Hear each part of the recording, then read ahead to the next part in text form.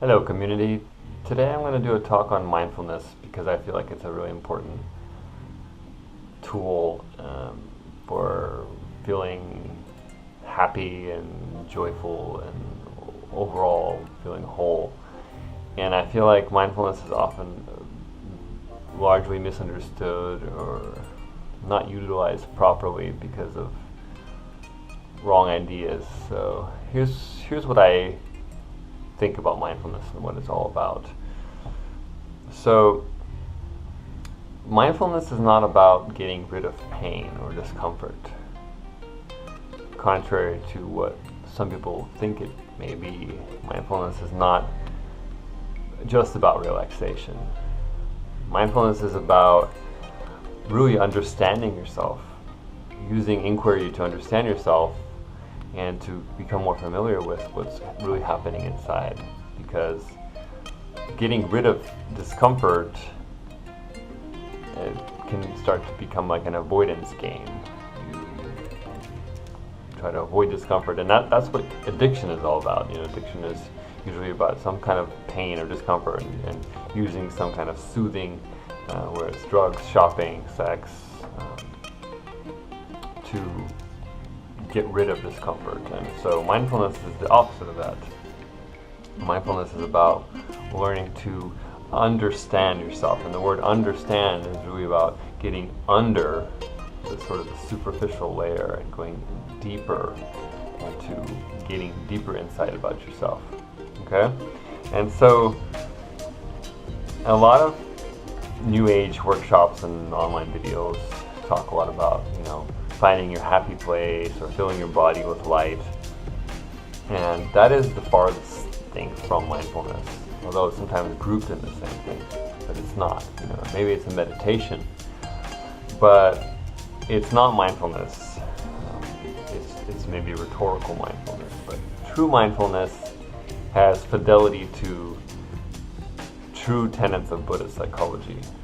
And Buddhist psychology teaches that life is suffering. There's always some amount of discomfort because that's just how life is. There's always going to be some areas where there's going to be grieving and loss and challenges and adversity. So that's kind of the first noble truth, is that there's suffering.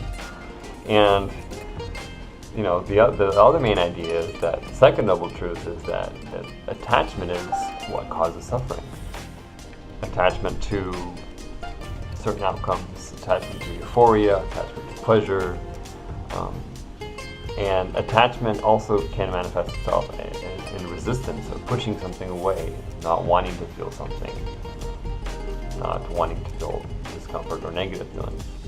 And so true Buddhist philosophy has a lot to do with not craving and not having an aversion to things, and that's what equanimity is.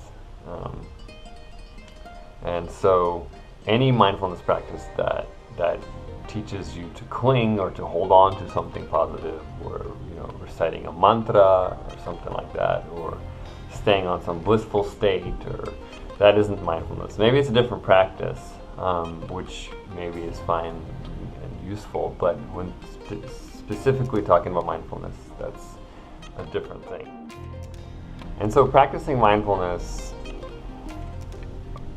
a good way to start is to learn to become more familiar with body sensations. Body sensations are always going to be a lot more accurate than thoughts. The problem with thoughts is that they often are subject to false interpretation, bias, prejudice, false pretenses, selective memory, things like that, past experiences that color or create anticipations. And so when attending to thoughts, you often get caught up in the story. So this kind of insight of Vipassana style meditation is about body scanning and observing your sensations so that you can come to more of an accurate level of awareness within yourself. Otherwise, what we come to what we call in psychology cognitive distortion. It's when you get distorted and you don't know what you're doing anymore because you're lost in your story, your thoughts. So the whole purpose of mindfulness is to listen deeply, to examine your body fully, and to remove wrong perception. Okay? Wrong perception is what causes suffering. You have a certain idea about what reality is, and it becomes an expectation, and it's not accurate. It causes suffering. So the idea is you learning to examine yourself and to discern your own internal processes, to understand and get under a deeper reality, a deeper emotional process, a deeper personal process within yourself. And this cannot be done analytically.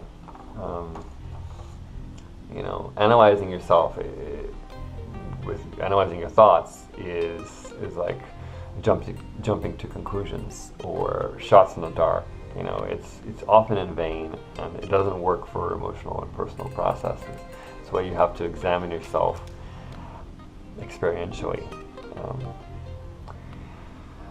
And so mindfulness practice is really about developing the faculties to listen deeply within yourself and learn to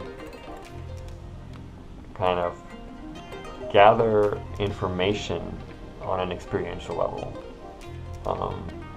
without paying favoritism to things that you want to experience, but really coming to terms with your absolute true reality. And that way you can become more whole and more integrated and more dynamic as a person. And that you learn about yourself, and that you also learn whether or not you're creating situations out of thin air because of your own sort of false pretenses or traumas in the past, and that have nothing to do with actual reality. And that's the purpose of mindfulness, is to understand yourself and understand reality, to be a master of life, and to let go of self-created suffering. Yeah, it's about learning to observe reality just as it is, not as you'd like it to be, as Goenka says.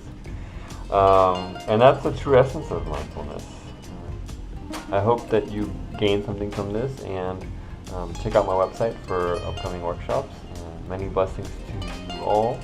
Namaste.